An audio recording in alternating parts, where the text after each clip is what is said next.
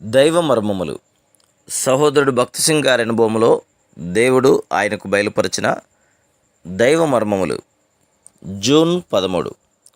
ప్రభువా, నీవెవడవని అతడుగా ఆయన, నేను నీవు హింసించుచున్న యేసును. అపోస్తల కార్యములు 9:5.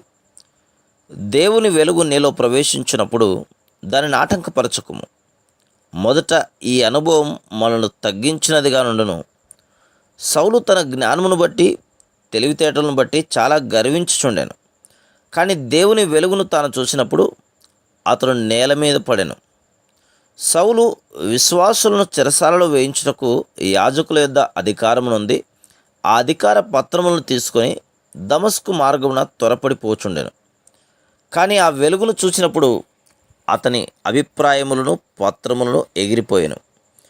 అప్పుడు అక్కడ ధూళిలో పడి ఉన్న సౌలుతో ప్రభు ఇట్లనెను, సౌలా, నీవు నీ సమయమును, శక్తిని, ధనమును వ్యర్థపరుచుచున్నావు. మునికోలలకు ఎదురు తనుచు నిన్ను నీవే గాయపరుచుకొనుచున్నావు. నీవు నా పనిని ఆపగలవా? అప్పుడు సౌలు, ప్రభువా, నీవెవడవు అని అడిగాను. నీవు హింసించుచున్న యేసును అని ఒక స్వరమును అతడు వినెను.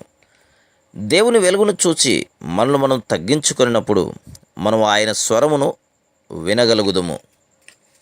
Praise the lord.